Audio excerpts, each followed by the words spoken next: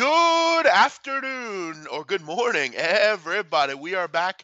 It's the right side of campus. We're live 10 a.m. Tuesday, November 21st. I'm your host, the big man on campus, here with my co-host, Donnie Wright. Said, Donnie, you got your coffee ready? You got your little stack of pancakes ready? You're looking for something to listen to? Hopefully you're listening to the right side of campus. Welcome in, Donnie Wright. Said, how you doing today? Doing good, man. Doing very good. Had a nice little Monday night again. I mean, it's been a great run. I know you're having a real good college basketball season to open. NFL, just for some reason, throughout the past couple of years, it's just something we really key into on. And watching yesterday, having a lot of fun with that Atlanta Falcons game, got so close, which we'll go over in a couple of minutes. But overall, Jeff, good, man. You're right, man. Got the pancakes in the background. Already have my fill. Got up. I mean, we got to get up earlier, Jeff. We got to shower. We got to shave. We got to get ready for the show. It's prep. It's a whole different routine. And then once we get off the air, like 11 a.m. Eastern time, it's like, whoa, like you got the whole day to go here for us. So having a lot of fun. Love the new time slot, and really looking forward to it. And having a lot of fun with you, big man. Yeah, always fun. I'll admit it's a little bit of a change for me just because I'm used to waking up a little bit later. But hey, things have to change sometimes. Donnie Wright said, you gotta become a man at some point. Welcome in all of you guys on the chat. We do appreciate it. All the new people, all the regular people that we always see in here. The channel is always growing. And before we get into all the breakdowns here and everything, want to make sure you check out sbrpicks.com, sbrodds.com. A lot going on at all the channels here. Snapchat, Facebook, YouTube, Instagram, all sorts of different ways to follow SBR. Making sure you're using the SBR rating guide when you need a book. There are all sorts of great books out there. Make sure you're getting the best bonuses as college basketball gets going, the bowl season gets going, all that kind of stuff. And make sure you're checking out sbrpicks.com. A lot of great stuff over there as far as um, you know uh, blogs and different things every day. So make sure you're checking that out as well. Donnie, let's get into the show here. And Hey, big man, can you speak Albanian? Yes, I can, Adrian K. Which I have before on the show. But we're this isn't an Albanian show, Donnie. I don't know if you can respond, so I don't think that would be that Shedya, funny. Shedya, people. That's all you should know. Shedya. There you go. Here, I'll teach you one Albanian word. Uh, The Albanian word for yes. We would say yes. In American or English, in Albanian, it's po, po, po. Hey, check out the trash. Po, po. So there you go. Little Albanian lesson. So there you go. Donnie, let's get into Monday Night Football. Fun little game last night, actually. Let's be honest. It was one of our better primetime games of the year. And Atlanta tried to screw it up. But Donnie, did anyone really think that Blair Walsh would make that field goal? I mean, when he walked in the field, what was your first thought? and actually, my first thought was, Jeff, I've been in this situation so many times as a gambler. If I had Blair Walsh, he's going to pound this through from 55 yards. I mean, I know it was shorter, but like an automatic, no question about a field goal. And I'm watching the kick going, one time for the good fellas, right, Jeff? One time for the good fellas. And you Yeah, see the Donnie, kick I didn't. straight, and as soon as he hits it, we're going to overtime. I can't even believe it. Right down the middle. No, I got to tell you, I didn't think he had any chance, frankly. Blair Walsh is stinks. I don't understand the thought process behind bringing him in. Morency was talking about it last night. He was mentioning, why get rid of Hauschka? I mean, Hauschka's a good kicker. I mean, why ever even get rid of him? And you bring in Blair Walsh, the guy that you won a playoff game against because Blair Walsh couldn't make a field goal. It's amazing. Yeah, it was a nice comeback by the Seahawks, but um, you know, not great time management at the end. Kind of making throws that didn't really get you much. You just wasted time. But the overall game was interesting. I mean, Russell Wilson, another good game. But he was sacked 3 times, which hurt. The fake field goal decision, I'm not sure. Pete Carroll's a smart guy, seemingly, but a lot of the time he makes things way more difficult than they need to be between that call and then obviously the Super Bowl. Um, he just tries to be way too smart, Donnie. No, you're right. He always outsmarts himself, but that's Pete Carroll chomping this chomping the chewing gum out there. And how about how it all played out at the end of the football game, Jeff? Let's just take a simple football. You take a look at the game, the second half. They're blowing timeouts. There's a clear ball that hit the ground. Doug Baldwin says, "Coach, challenge it." And stupid old senile Pete says, "All right, I'll challenge it." Now you have one timeout. Imagine if you had the extra timeout. You might have got 10 yards closer, maybe even score a touchdown on that last drive in order to do it. But coaching decisions always come down to the end. And also, Atlanta's head coach did it, Dan Quinn also. When you saw that catch by Jimmy Graham earlier in the game, it was 3rd and 11. He gets down to the 2-yard line, not the 1. The refs give him the 1-yard line. Nobody challenged it. He was clearly at least a half of a yard short of the first down, but they don't, and end up scoring a touchdown on 4th down. You see it every week. Like, these coaches, man, they get paid a lot of money. And say what you want when you're on field level. Maybe you don't see the play, but you need to have a designated guy in the booth that all he's doing is watching the monitor and says, look, like, because if we can see it, Jeff, in our living room 3,000 miles away and say, man, that wasn't even close, you would think they would pay somebody to go along with the team each and every week just for that specific option, and nobody does it. It's amazing. No, I know. Also, these guys that sit in the press box, they're supposed to be, not in the press box, but up in the box, are supposed to be these, they decide whether you should challenge or not. Like, that's their only job, is to challenge things, and they still get it wrong. Like, the Eagles have one of those guys. They had one of them for years where they would, he would literally buzz down and say, "Yeah, you should challenge," or "Yeah, you shouldn't." And a lot of the time they screw it up. But time management in the NFL is amazing. It's amazing how they screw it up. I don't get it. I don't. It doesn't make any sense. But Atlanta down only 279 yards. I mean, they're out yarded. They're out. They didn't have an unbelievable game, but they still put up 34 points. Pretty impressive. Another kind of knock to Seattle, and they're looking like a team that look. I mean, they had their day earlier in the year where they're winning some games and look like the next big thing or the continued big thing in the NFC. But the addition of Dwayne Brown, that doesn't really. I mean, I thought it was funny how people thought, "Oh, well, they got Dwayne Brown. They're immediately going to win the NFC. They're a contender all of a sudden." The secondary is a complete mess right now. You got Byron Maxwell out there playing. Um, See you later, Seattle. Bye bye. Yeah, no, look, it looks like obviously they're on the outside looking in. Same thing, I buried Dallas. Dallas had a playoff picture. I'm not going to bury Seattle just yet, but they have some tough games coming up on the schedule, and it's not like they're just going to get healthy at this point, Jeff. Like, I mean, the Legion of Boom is gone. Richard Sherman's out, Cam Chancellor's out. That's just destructive all the way Yep. around, however you want to look at it. And also taking a look at the game last night overall, I mean, I saw it going around. Look, I mean, I'm the first guy to bang on people that like to use stats. Like, I saw since 2006, the Seattle Seahawks are 15-9 at home when they're getting points. Seattle hasn't been getting points at home since 2012. They were getting 3.5 against the Patriots. They won that game outright.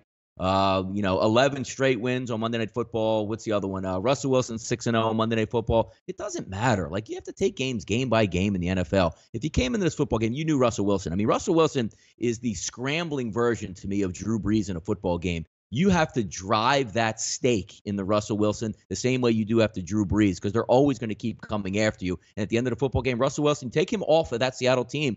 I've been saying it for years, Jeff. Russell Wilson every year should be either 1, 2, or 3 in the MVP category, because that offense stinks without him. A sieve offensive line, 0 running game, questionable wide receivers. The only reason why these wide receivers get open, Jeff, is because, when you played street football, down in South Philadelphia, if you said, 10 Mississippi, you have like 15 seconds to run your routes. Of course, Doug Baldwin's going to be wide open. You would be wide open, Jeff. Right now, if they said you had 15 seconds to get away from people. Russ is really good, but, I mean, they're damaged goods going forward. And you're right. Get back to that whole Blair Walsh thing. Like, why does Seattle have Blair Walsh, Jeff? I almost feel like it's one of those Pete Carroll typical, like, troll moves. Like, he missed a kick with you. Watch me rebuild it, and he's going to make big kicks for us, and we'll show you. And how about, Oh Jeff, yeah. before the half, 7 seconds to go in the half, a 4th and 2 on, like, the 20-yard line. You run a fake field goal, and I'll be damned if that doesn't come back to haunt you at the end of the game, doesn't it? It always seems to, Donnie. I mean, you make those stupid, boneheaded mistakes, and you try to be slick, and it always comes back and hurts you. Thanks for everyone listening. Hit the like button for us, please. Subscribe to the channel if you haven't. Comment on the show after. Normally, one of us will get back to you on the comment section. And if you have any questions, you can always reach out to us on Twitter at SPR Picks. You can also reach out to me personally at Jeff Nadu, JFFNADU, and at Donnie Right Side VP on Twitter. We're always in there. Me and Donnie are both big time tweeters. Mhm. Donnie, quick question here. Very good question. Yeah. from the questionable Shy Pick. Shy Picks is very Mm. much a maligned figure in my life. He sometimes is a good listener, and sometimes he makes a lot of interesting comments. But this is a good question, Donnie. I got to ask: how do you like your turkey, fried or baked? I mean, I like it So both ways, but I'm a traditionalist, man. I'm a traditionalist. Give me the oven. Give me the big turkey in the oven. Give me some good stuff. I mean, Thanksgiving's one of my favorite holidays because I love to eat. I love like what's the saying, Jeff? Some people like eat to live. Well, I live to eat. You know what I mean? Like I like just to eat. That's what I like to do. yeah, I can't say I've ever had a deep fried turkey. I've always had just the regular traditional kind. Mashed potatoes is the most overrated dish at Thanksgiving. I don't know if I Oh, I can thought you were kind of saying that. No, come on. no, I kind of agree with that in a way, but I do think I think all the whole meal goes together fairly well. You know, like the whole little course. You know, and my mother makes it to the best. So I mean, I can't. I think it all goes well together. I don't think there's any overrated food. Is there foods that I don't eat at Thanksgiving? Yes, but I don't think there's any overrated ones that I do eat. How about some Adam Lopez says, anybody ever had turducken? I remember they used to always joke, when Madden used to do the game to give you chicken legs, like he would have a turducken out there and would always be amazed at actually what that is, because you always get the full piece of the what turducken, I guess, is turkey, chicken, and duck at the same time. Wow, sounds pretty Yeah, good. how I about never had that? that. Madden used to love to talk about turducken, yeah. So we put the bow, Jansen Donnie, on the Bonzone, NFL. overrated dishes, cranberry. Now, you know what? As a I kid, agree. Jeff, did you eat cranberry as a kid? No. Like, at Thanksgiving, I stayed away from it, like, for, like, 25 years, and then, like, it's actually alright, though, like, when you get old, you know how you, like, acquire taste when you're a kid, you probably don't like lobster and obviously, like, coffee or stuff like that, but as you get older, actually learn to appreciate the cranberry, Jeff, at Thanksgiving. No, I don't mess with the cranberry. Nah, no, I don't need that. I don't need you know, all that. No, no, no, no casserole for me. Only the only thing sweet I eat at Thanksgiving is the pumpkin pie, Donnie. Uh, Oh, a shit. nice little a nice little end of the meal. Donnie, we put the bow on the week 11 season in the NFL, and I have to ask. I mean, power rankings are out, Donnie. Um, I do want to ask you about Jerry Jones in a minute, but power rankings are out. Eagles are number one, which we aren't surprised by. Are you surprised that the Patriots are number three, Donnie? Or not the Patriots? The Steelers are number three. The Patriots are two. Um, Steelers are just kind of quietly winning games. They're not, you know. I know defensively they've had some injuries, and offensively they've struggled at times on the road. Do you think they're the third best team in the NFL according to ESPN? I think the way it sets up, I think it makes sense if the way they're, projecting down the line, Jeff, because you would have obviously the Eagles in the NFC, and then you would have, the winner coming out of the AFC, which is probably going to be what, the Patriots or the Steelers. So I can Yeah. see where they have them on that power rank. And I believe, Jeff, they're coming up in a couple weeks, maybe mid-December. I think New England's traveling to play Pittsburgh at Pittsburgh. So that should be a fun one to probably decide a lot. But I think right now the separation in the AFC is much more, farther out there because the Patriots and the Steelers, to me, are the two best teams. In the NFC, obviously, we're looking at the Eagles as the best team, but there's a couple teams that are nipping at the heels that say, you know what? I think we might be able to jump into that picture. So a little bit more cloudy. And again, even in the playoff races, you're looking at a little bit more wide open in the AFC where some of these 500 teams can climb up, where in the NFC, you're almost having elimination games weekly, and we're only week 11. It's interesting. Big time games coming up here on Thanksgiving, Donnie. Minnesota travels to Detroit. Minnesota's lane three, total 44 and a half. That's a huge game. Obviously, every game is a big game for Minnesota from here on out, but Detroit is still a team that is kind of hanging in the balance. I guess you say 6-4 on the season, playing pretty good football. Thanksgiving, though, always seems to belong to Detroit. So this would be a good game early on to kind of get the day started, Donnie, at 12:30 Eastern. Gotta love the Thanksgiving games. Love it. Although I have to admit, I keep it to two. We really don't need a third one at night. Another idiotic NFL move, but hey, got to keep that Thursday night game going. Yeah, it actually would have. It's the way it played out, it's a terrible football game, but Jeff, but usually if you look at the beginning of the season, the Giants and Washington, especially as Eagles fans, like you get your fill today. The Eagles would be off. You would have Dallas, who we always root against, on Thanksgiving. Then you would have another NFC duel there. But both of those games, even the Dallas game, doesn't really mean much. Probably means a little bit more for the Chargers to try to get back into the playoff race. I don't know how much it's going to mean to the Dallas Cowboys. But then, that Giants-Washington game, who's going to come out for the Giants? Can they even move the football? I mean, that's a bad football game heading in because Washington got even more dinged up with a couple of injuries on Sunday. What is that, 7-point line in that game? You had the Dallas game, roughly a pick 'em, -1 in Dallas's favor. But that early game, Jeff, Jeff, you're younger than me, especially you growing up. You flip on the TV at 12:30 on Thanksgiving, and you just watch Detroit get that ass beat like every Thanksgiving because they were a really bad football team. Now that's totally switched over where, Detroit is a good football team now. And again, you love to see the PSAs, right, Jeff? When I say, public service announcement coming. Please don't say, boy, man, look at Detroit's record on Thanksgiving. You have to go with Minnesota. It doesn't matter at this point here. That's going to be a really good football game. A lot of people asking for my opinions like, hey, what do you think about that game? That's a close game, man. Close. Okay, first of all, the record on Thanksgiving is 37-38-2. So they're No, but I'm 500. talking the last 15, 20 years. I'm not going Well, all the way back to 1960. yeah. Yeah, right. Some people might use that in their capping, Donnie, actually. So, and yeah, I'm calling you people out. You know who you are. Um, but the Lions, Donnie, beat Minnesota early in the year. I don't know if you remember that game, October 1st. 14-7. Yeah. So, I mean, this is a big game. I mean, we'll be Great. rooting against Minnesota here. Clearly, they're on a heater right now. It'll be a great game. Good one to start out the day. Obviously, yeah, you want these games to be somewhat important. Yeah. Chargers head into Dallas. Pick them for the Cowboys. Look, until we find out what their injury stories are with Tyron Smith, and I don't think Sean Lee's coming back. Tyron Smith's the big one, though. If they can get him back in there, there's a little stability to that line. They can maybe run the football a little bit better. Because, dude, both those backups, Byron Bell or Chaz Green, I mean, you don't want to see. They remind you, Donnie, of Winston Justice. I've said that to you. That one game where he came in and, you know, yeah, it was bad, surely. But Donnie, any thoughts on this Charger Cowboy game early on? Looking at it. Yeah, no, you're right, Jeff. You hit it right on the head. I mean, I've made some good money the last 2 weeks because the minute, we talked about Ezekiel Elliott goes out, they're not the same football team. And then you have the combination of Sean Lee and also Tyron Smith going out. That was a very good buy, or buy low option for me to knock out the Cowboys. They got blasted in Atlanta, just like I thought. Eagles blasted them on Sunday Night Football, just like we thought. But now you're going to come back. Now it's one of those, Jeff, where they're still sitting low, but now it's almost time to get back on the. Not that I think Dallas is good, because you heard me railing them. I don't think they make the playoffs. But when you're talking about value perspective, if you say, Sean Lee's going to play on Thanksgiving, which I don't think he is, and Tyron Smith comes back, that's a little bit of ammunition that you can use that maybe Dak has a little bit more time there. But going forward towards the end of the season, I know I was in the chat box last night with Gabe, and I'm saying, watch out.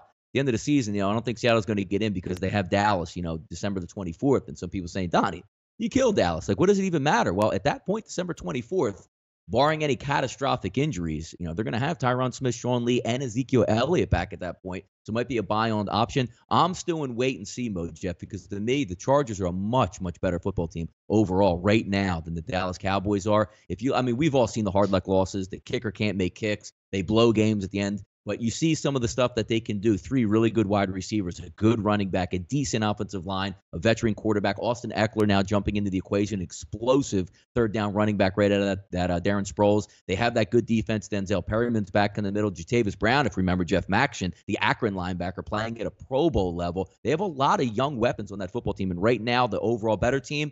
But I'm going to wait to see some injuries, Jeff, for that Dallas game Thursday. Yeah, a lot coming up here on the show today, Donnie. After NFL, we'll get into a little MACtion. A lot going on.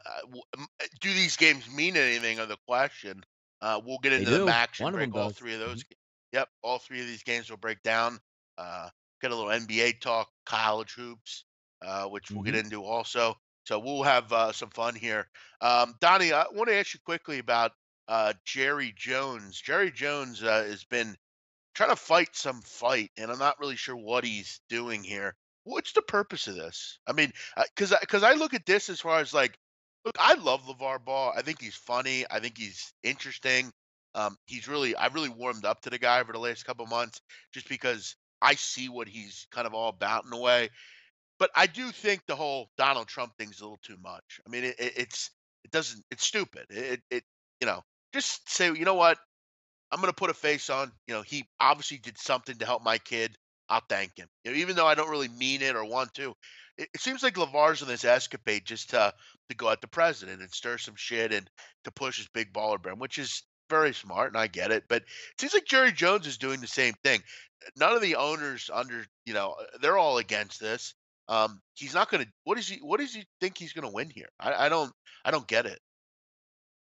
No, you're right. You're right, Jeff. It's interesting because his tone has completely changed. If you like, you're probably a little bit too young to remember this. Also, when he bought the Dallas Cowboys, comes right in, fires Landry, changes the whole culture. He sued the NFL back in the day because he was the first one that reached out and said, "I'm going to get my own like Nike sponsorship of the Dallas Cowboys," and they went back and forth. He's really a visionary in how to make money in the NFL, and credit to him. I mean, he bought a popular franchise that was down in the dumps and really rebuilt that Cowboys brand into a national product. You see Jerry World down there; he's worth billions. And when you start reaching into his pocket like you're doing now, because as a businessman, you don't think the commissioner of the league is handling things appropriately. Maybe should have quashed the protest so not everybody got upset. Put a lid on that right away, or got a nice compromise so you didn't have all this chaos going out there where the president's coming at you and people on the left like this, people on the right don't like this. I sort of agree with that because as the commissioner, you don't see it with Adam Silver, Jeff. You don't see it with Gary Bettman, and you don't see it in Major League Baseball. You're only seeing this in the NFL. And the strong ownership coming from a strong commissioner would have been able to meet halfway. Look, let's put this to bed. What are your thoughts? What are my thoughts? Let's move forward. Let's be productive, which they completely didn't do. But the funny thing about this, Jeff, is he was leading the charge back in the day when, the old Patriots that would get caught cheating. Take your medicine. It's good for the league. Don't fight the league. We're going to take $1 million from you, 2 draft picks, and suspend the Tom Brady and Belichick and do whatever we have to do. Take your medicine. It's good for the league, and bury it. If you remember back in the day, Robert Kraft said that as well. It's like, look, most of the owners pressured him. He said, look at the big picture. We're all going to make more money. Don't fight this. Don't give us any more bad press. And he relinquished it, and he was pissed that he did that. So now, all of a sudden, when you're going to try to make a Super Bowl run or a playoff run with Ezekiel Elliott out here front, now it's on you where you think you're getting wronged, and now you need to sue. Where were you for all these years where everybody else was getting suspended and the Patriots under the microscope? What's good for the goose is good for the gander. Come on, Jerry. What are you doing? He's a terrible owner, Donnie. I mean, has he been a visionary? Has he built a nice team? Sure. He's had his days, but he's a bad. Look at his GM. I mean, isn't it his son? I mean, it's like. No, you're right. You bring up a really good point because Jerry Jones for years was, judge, jury, and executioner for the Cowboys. He literally pick his head coach, tell the head coach the game plan, almost like an Al Davis, pick all the players, and finally, he got some people in the front office that can suppress his voice, and you see all those really good draft picks. Coming back from, Tyron Smith and, Frederick on the line, Martin out of Notre Dame, really solidifying that football team. Right, but what about the whole thing that I have to take shots with guys just because I want to see if I can mold these guys. I mean, No, you right. got rid of Yep. Jerry. Good point. You got rid of Jimmy Johnson years ago because he knew football better than you did. And let's be real, Jerry Jones knows no shit about the game. I mean, I didn't know nothing. He's a terrible owner schematically. I mean, you look at some of the moves. While he's made good moves in the draft, which I don't know if they were his, but you look at some of the failures. I mean, you wasted a second-round pick on Randy Gregory. I mean, But you know Randy why you could get Gregory? away with that, Jeff?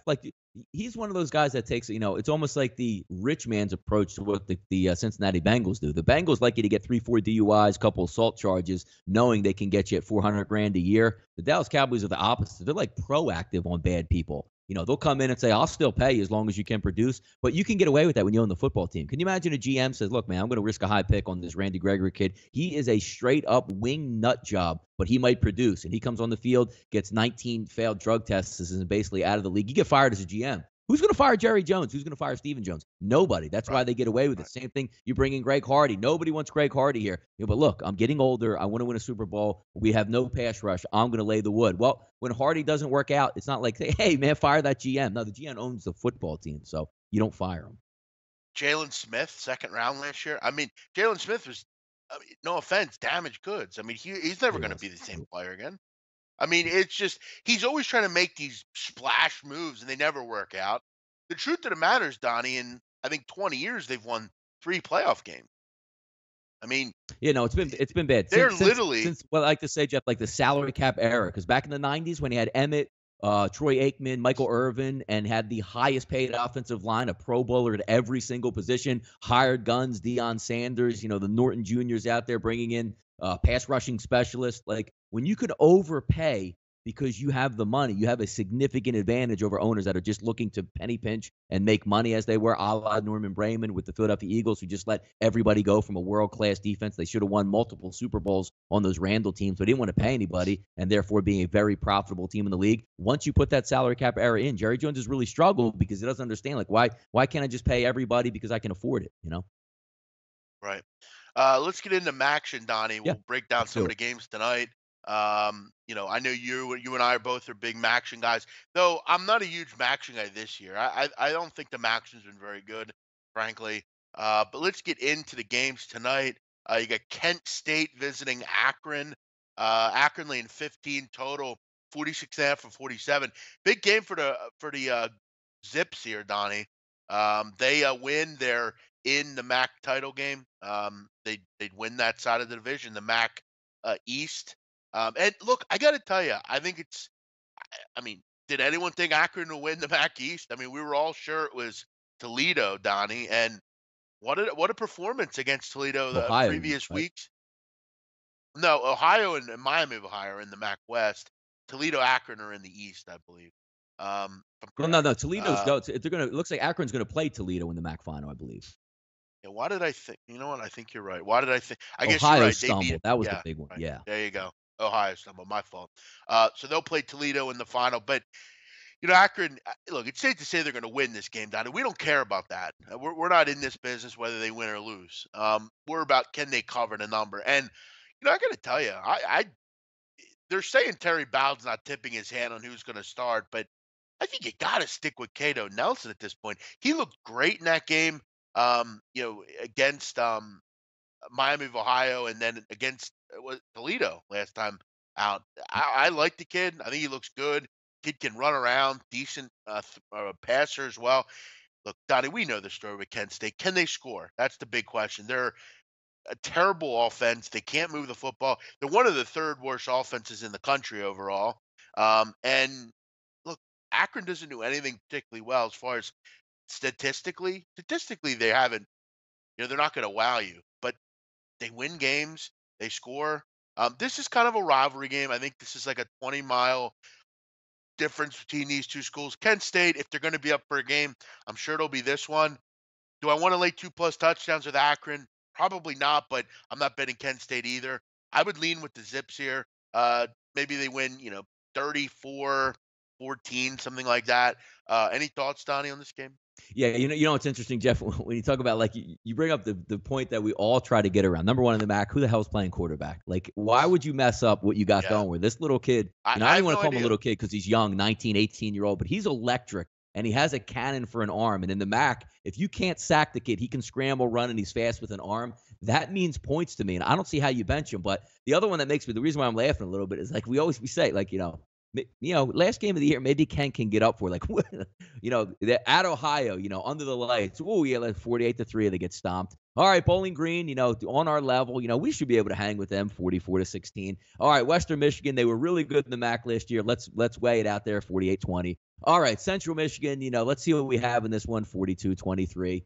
What I'm getting at is here, like, I know it's the last game. The only thing interesting about the last game, especially in action, nothing to play for Kent. So you say, throw the kitchen sink at him. The kitchen sink, for Kent is probably let's run a lot of fake punts. Let's do some fake field goals. Let's have a little fun on offense. And because what's the coach probably getting fired at the end of the year, Paul Haynes, good guy, good defensive coordinator, but he hasn't turned it around. It's been 3 years of really bad football, Kent. He's probably on the ropes at the end of this year.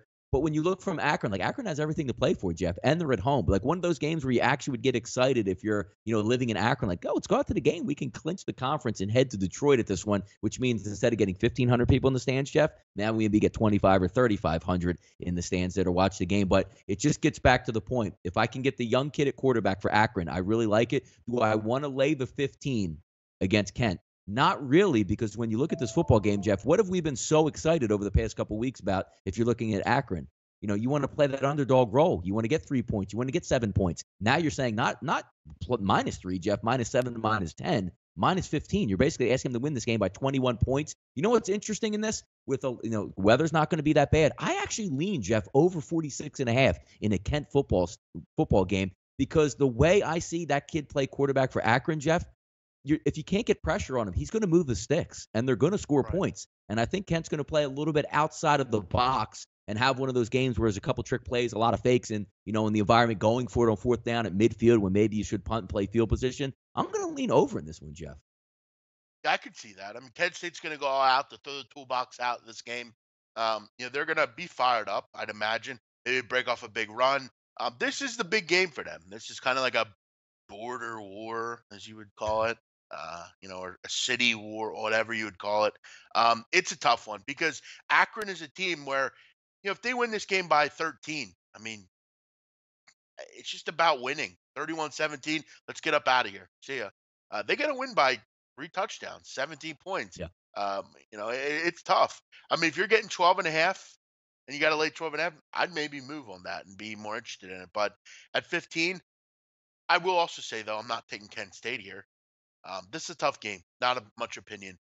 Eastern Michigan -12.5 against Bowling Green, 59.5 on the total. This is another one. I mean, Donnie, both these teams, nothing to play for here. This game means nothing. Eastern Michigan can't make a bowl game. Obviously, Bowling Green can't make a bowl game. This is really just about finishing the year out on a high note for these two teams. I think it really comes to a head here for Eastern Michigan. I mean, a tough season. I mean, they had many games, Donnie, where they were right in them.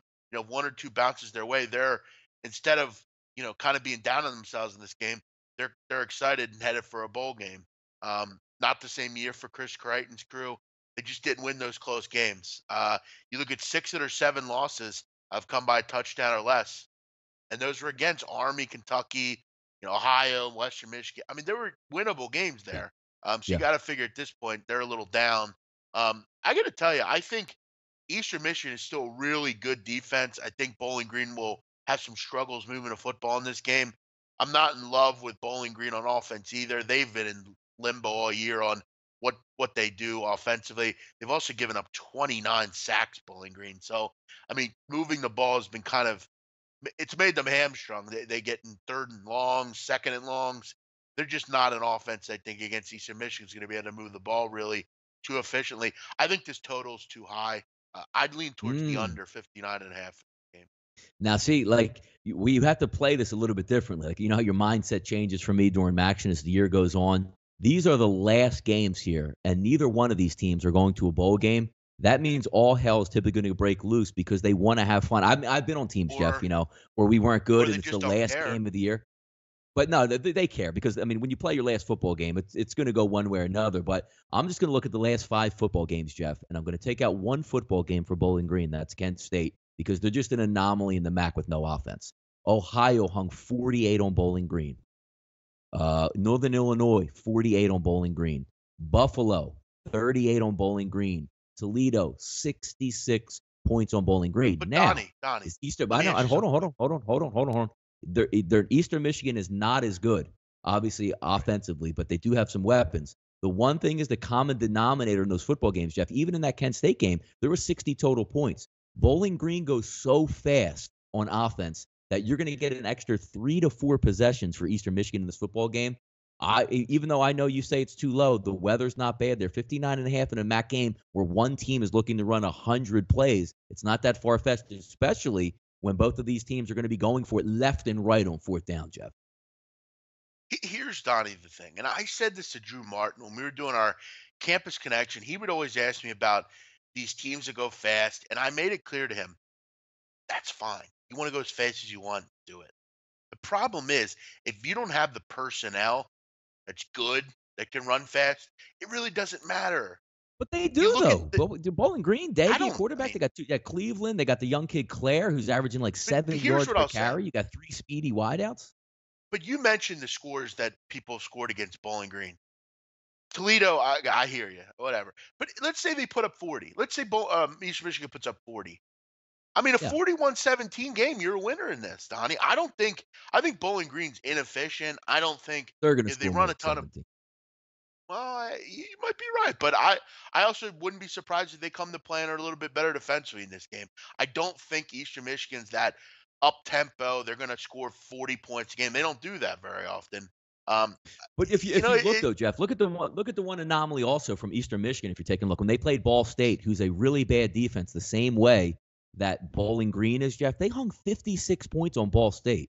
Like yeah, Bowling Green's defense is really bad. And you have a kid Brogan Roback, who I said I like as a quarterback. He's athletic, he's mobile, and they have three really good wide receivers. They're going to get a lot of swings at the plate. And again, I can't keep harping on this enough. Like the last game of the season, Jeff, reverses, halfback passes, wide receiver passes, fake punts on 4th and 9 from your own 30-yard line. It's all going to take place tonight. In the MAC, Jeff, as we like to say in the NFL sometimes, you get that low 40s number.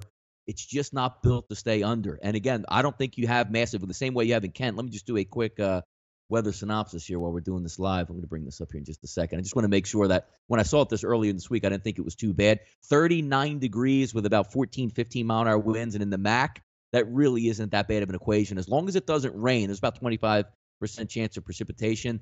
But they just go fast. And Bowling Green's not built for unders. Unless you get some nasty weather here when they show it on game time, I'll lean on the over 59.5 at this point, Jeff. yeah. We're going head to head here, Donnie. I'm on Yes. the other side. So, uh, I mean, 6-4 to the over. I mean, decent. I mean, not unbelievable. I mean, Bowling Green, 24 points a game. Not that great, and that's against MAC defense. Uh, But you also have the, Daggy coming back, though, Jeff. Daggy's been in their last couple of games. They've been Donnie, moving I the like football. And if you Deggy. look at their offense. Yeah. Yeah, I said I thought Deggy was a decent quarterback, but Yeah. listen, I mean, Eastern Michigan's a damn good defense, and you look at all their games. They don't play a ton of high scoring games. I know they did against Central Michigan, but you look at all these games.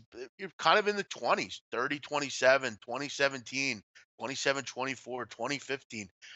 Yeah, we're head to head here, Donnie. 4 of 6 have gone under. I'll bank on that. The last couple of Oh, years. Last night don't you or dare last throw year, stats at me like that from this year, Jeff. Don't 20, you dare. You're supposed to be going uh, back to '09. 28-25 last year. I'll take a hope that this is a close game and every possession's valued. That because Donnie, at the end of the game, you know what's going to be good about this one? I'm hoping it's a close game because possessions are going to be more valued. Teams are going to want to win this game for some reason. I don't know. It's an interesting one. It's an interesting handicapping perspective here. I'm going to go under 59.5. You're going to go over. So we're head to head here, Donnie. Bragging rights on Mm. the right that I can. Donnie, let me ask you a Nice. question. Yeah, I what's up? was thinking about this last night, and I don't want to Yep. air dirty laundry out here, but I'm going Ooh. to. Um, are we on tomorrow morning? Tomorrow's Wednesday, Jeff. Why are we not on tomorrow morning? Well, no, I'm asking because there's just going to be no video coverage at 10 o'clock at all. We're just going right to the No, roundtable. no, Is that I think we're going to be on tomorrow 10 a.m. and then the roundtable is how it was okay? That's what I explained to was me. thinking. Yeah, that's what I thought. Okay, I'm just double checking. And we work hard, 'Cause by the that's way, Jeff. Thanksgiving for us. We'll be here, right? 10 a.m. yeah, we'll be We'll be here on ready. Thanksgiving. Oh, Yeah, damn we'll right be we here. will. So Damn no right. excuses. You better be here on Thursday morning. We're breaking down NFL. We got, Yep. you know what? We're gonna come up. I got some stuff I want to chat about some of our Thanksgiving memories, Donnie. What you're Yes. thankful for, and I want Yep. some legit answers from you. None of this pussyfooting around. Um, but let's go through one other one. Okay, Nick. It's clear you don't agree with me on the under. Move on, No, he's Nick. Nick. That's me. Nick 427 is my burner account, Jeff. Just to let you know. Okay, so Just Nick. having So fun. because last week's games have been high scoring, that means this one is. Yes, Come Jeff. on, Yes, Nick. he is Who on cares? to something. What does that matter? Nick, don't let him Who harass you cares? like that, Nick. Don't let him harass you, Nick. What does that matter? You're right. What is You're right. it's stupid. What does that matter? Last week's games were underscoring. That means this one's going to be. Good Nick's argument. on to something. That guy's on to something right there, Jeff. It's Donnie's burner account, clearly. Uh, Nick must not watch many Eastern Michigan games. They go under pretty. Nick's right though. Hey, Uh, Jeff, I'm telling you, he's right. Nick's right over there. and keep in mind when Eastern Michigan's going over, the lines are way lower. 47, 47 and a half, 50. This one's up near 60. I'm going under. Head to head, Donnie. You and me. Let's do it. I love it. Yeah, Jeff. One more game. What's one more game on MACtion tonight? Like I'll even let you Yes, tee this one up. I'm going to. This is going to be a fun one. Can't wait. Like Bart Scott said, can't wait. Miami of Ohio minus 17.5 or 18 at Ball State. You can get the 17.5 at the great folks at Bookmaker. That's a book I use. Like that book. 56.5 total. And Donnie, another game where this doesn't mean anything to either team. Surely doesn't mean much to Ball State because Ball State's made it clear all year they don't care much about the outcome of any football game. Miami of Ohio, another team. I got to tell you, Donnie, this is one of the more disappointing teams in the country, if you ask me. Yeah, it is. I think we all had high hopes that this team would, new athletic fields, new athletic stuff, kind of some intrigue around the program, a decent team as far as, the quarterback. They have a good receivers, a solid run game, a good defense. If they can win this game, Donnie, they are one of the better academic progress report teams. So they may get a bowl game just because they're good in the classroom, which I think is absolutely skewed because I mean, it's one of the dumbest things I've ever heard, the APR. So you're basically rewarding, mediocrity. Donnie, there are teams that are good in school and there are teams that aren't. Some of those schools, though, have not necessarily reasons for being poor in school, but they're not as in good conditions as far as travel. They have to do a lot more things that's asked to them. The whole academic progress report stuff is stupid. Good for you. You didn't win on the football field. That's all that matters. We don't, football's not about how well you did in biology. It's about did you win on the field? And they didn't do good enough. There's already enough bowl games. We don't need to add more mediocre teams in Yes, we because do. you want to Yes, add we one. do. We need No, to we don't. extend No, football no, season, Jeff, for gambling purposes. no. Well, this is not a good gambling scenario, Donnie. Putting Miami of Ohio in a bowl game. You never know what you're going to get with them. There's no reason to think you do here. But I will say this: Ball State sucks. They're one of the worst teams I've ever seen at this level. They give up 50 points on the regular. Um, you look at the line here: 18, 17 and a half. I mean, Donnie, can you really not lay it here with Miami, of Ohio? Though they do have. I mean, they should come out here hot and ready to go. They still have I something hate to the play game. for. I You hate hate the it. game? I actually like I love Tell MACtion us why. games.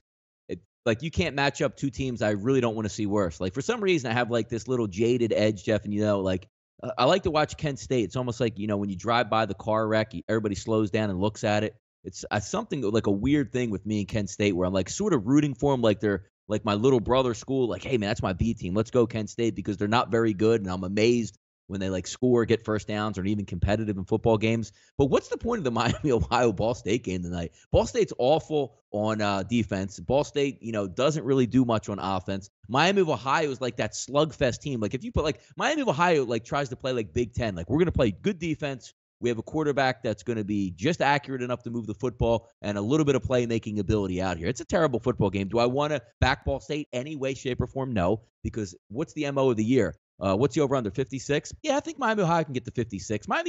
Ohio is probably the one team that I don't know if they can get to 56 or in the 50s. More likely a 35, a 38-point game for them. But I don't really even have a feel in this game. If you said, Donnie, you must play this football game, it's the same way that we've been talking about all year long. Just take the over because everybody hangs 50 on Ball State. But I don't like this game. I like the other two games, Jeff, much, much better here. Donnie, the last 5 games, Ball State's given up 56, 56, 58, 63, and 40. And they probably could have given up more to Buffalo, but Buffalo kind of, there were some possessions they didn't gain because it was a somewhat close game. Yeah, look, I'm not I'm not running to the window to bet on this game, but I got to tell you, whenever you get a Ball State game, the totals in the 50s, I think you got to look at the over. I think Miami has the ability to move the football and score points. They have a pretty good offense, and Ball State is terrible on defense. I mean, Donnie, you know how bad they are on defense. Is it out of the question to think that they can score 45 in this game? I don't think it is, and I think Ball State can put up 14. Um, it's not a great game. It really isn't. I don't think any of these are great. They're tough because who the hell wants to lay, 18 with a team that's 2-9 against the spread in Miami of Ohio? It's a tough one. But as far as the 3 games, I'll give out 3 free leans. I'll go Akron minus the points. I'll go under 59.5 Bowling Green, Eastern Michigan, and I'll go over 56.5 Ball State, Miami. Any opinion, Donnie? There you go. What are you Look at giving that, out? What Jeff. do you like? I'm going to lean on the over in the first two football games. But again, you felt like now that we're not on the air, I don't have the closing line. I don't do the closing line to give out like a play of the day. I'll still, and I've been asked a lot about this as well. Hit me up on Twitter. Me and Jeff are like, if you follow me on Twitter, you're probably either going to mute me throughout the football game because I like to tweet a lot during games, have a lot of fun, and give my opinions. I'll certainly have a couple opinions tonight. We can make some McDonald's money on and keep the spirit going. But I'm going to lean over in the first two. Later in the day, I'll let you guys know exactly what I like tonight on one of those games because I'll finalize it, which one actually is going to look better based on some windy conditions there. But, Jeff, look at that. You got breakfast. You got MACtion. You got some NFL talk. You got some Jerry Jones talk, Jeff. Everybody out there in the chat box knows somebody out here is doing a little bit of goodness in college basketball and doing it for free out there. And that would be the big man on campus here. And we're going to go over some college basketball. Got about 15 minutes left in the show. Let's spend it on some college basketball with the knowledgeable one over there. I want to talk about last night. The best thing, Jeff, that we like about the show is what? We wake up today. You guys open up the computer. You may have missed some good stuff out there. We watch college basketball. I had it on one of my TVs, obviously with the NFL football game on the other one. Looking back at last night, Jeff, I know you had a couple wagers. I know you did very well again. It's almost like it's an error. Every day I wake up, I think it's the same tweet coming over and over. 3-1 yesterday. 3-0 yesterday. 2-0-1 yesterday. It seems like the same thing that's coming out daily. I was watching myself, Jeff, the Kentucky-Troy game last night, 70-62 final. It's one of those things where you watch Coach Cal and he's still saying, like, my team needs to learn to win first. Troy's a good basketball game. From a synopsis last night, because there were some big games. North Carolina looked really good versus Stanford. The Maui Classic, one of my favorite teams, Jeff, Marquette, just the way they play and the way they can shoot it. What did you see last night with either A, your plays, or maybe some goodness that we can bring to the basketball court as the season goes on? Yeah. It's interesting, Donnie. One of the listeners that I have on my podcast I do at 5 is Kentucky fan, and she asked me what I thought of Kentucky last night, and I said to her straight up, I don't think this team's very good, frankly. And they were 18-point favorites last night against Troy. Troy's not a bad basketball team. They went to the tournament last year. Right now with Kentucky, it's hard to lay points with this team. Whether it's 4, whether it's 16, or whether it's 18, they're just not very good right now. They're not a particularly good offensive team from the jump. They have decent player. Kevin Knox is a good player, good recruit. Quade Green struggled at point guard. He can't defend.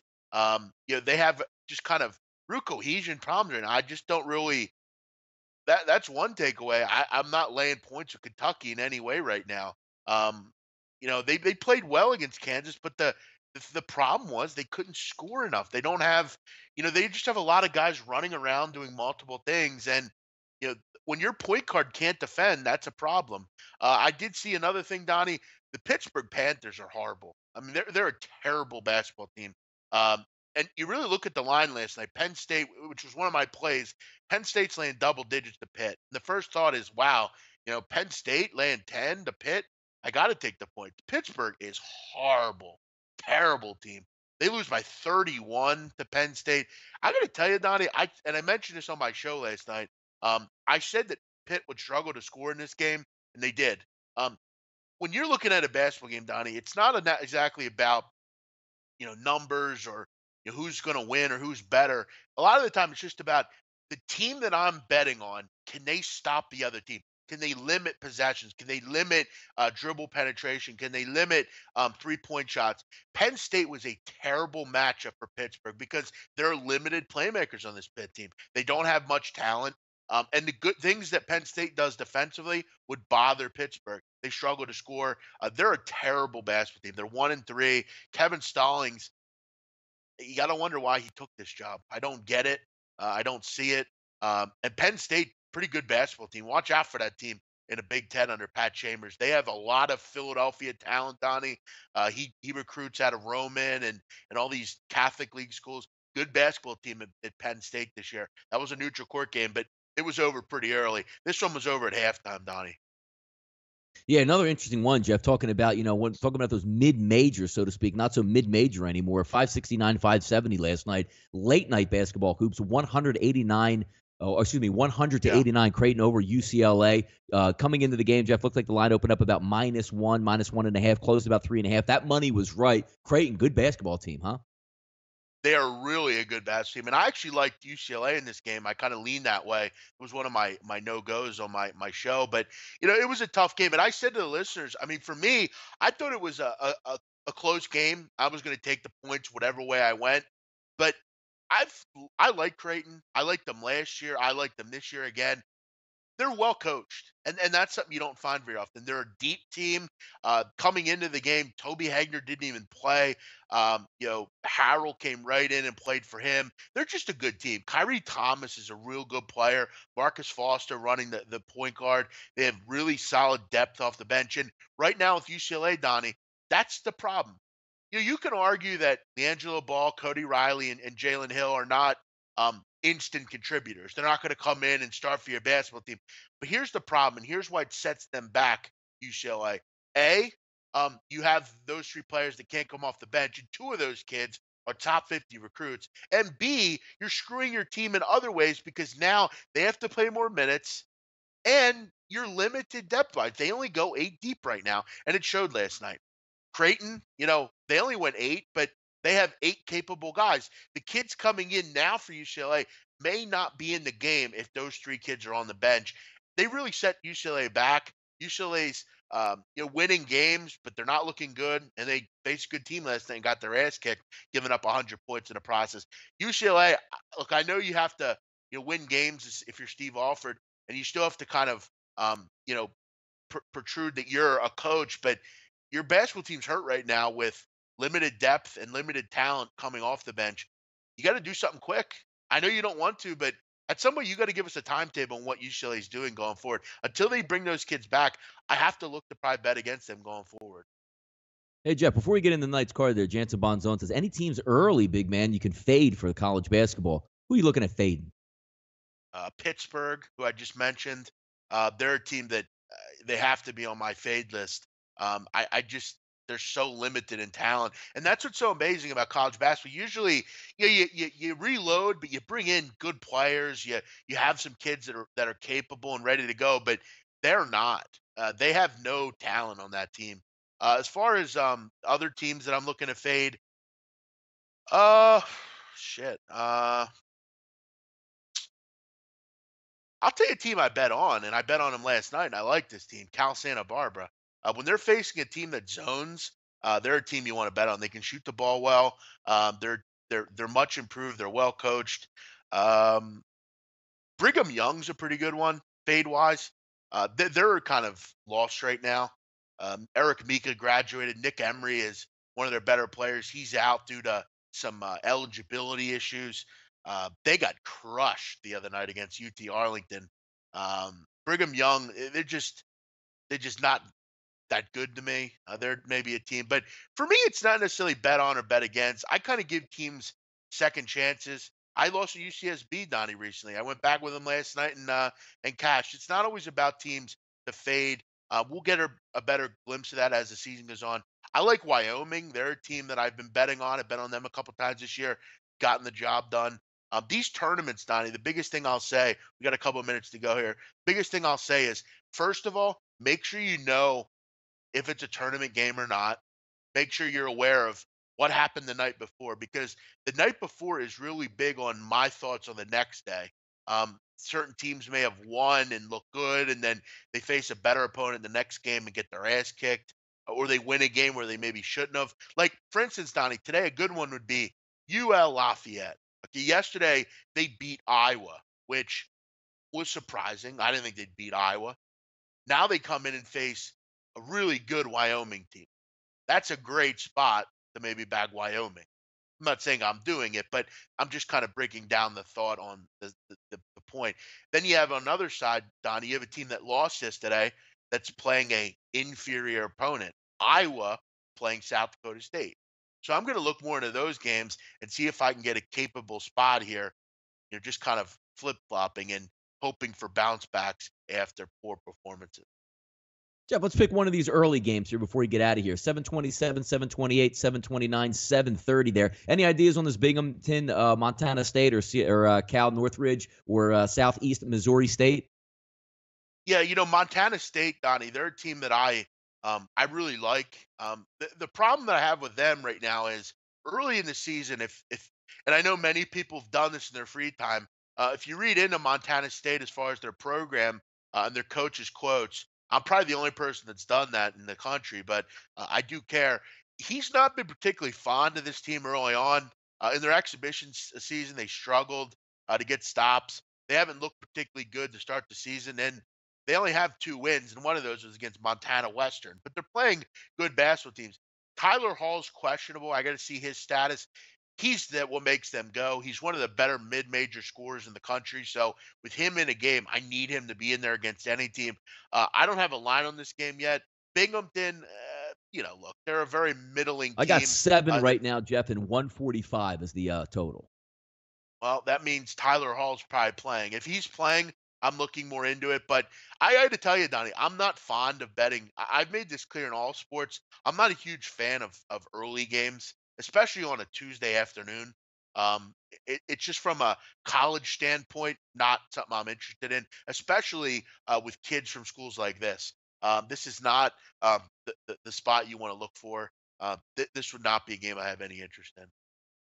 No, it should be fun. I mean, hey, like Jeff, how fast does the hour go now in the morning with all the stuff to recap and go over? I mean, the morning show is going to be growing on me. It's going to be growing out there in the live chat box. It's really a lot of fun to do. Now, big man, look, I had to go an extra 40 minutes yesterday where you got to go to the doctor. How'd you feel today? Feeling good, energized for the day now? I'm feeling good. I'm ready to go. This is definitely something that it'll take a little bit of getting used to, but I'm enjoying it, man. Early, you get up, you get energized. You got the whole day in front of you. Any SWAC team besides Texas Southern? No. Texas Southern's maybe Alcorn State, but Texas Southern's the only team I'm looking for going right down there. But Donnie, we got games all day. I'll be getting them ready to go. It's early. I mean, like I said, we'll get it going. Donnie, other than that, uh, as Gabe would say, you're on your own.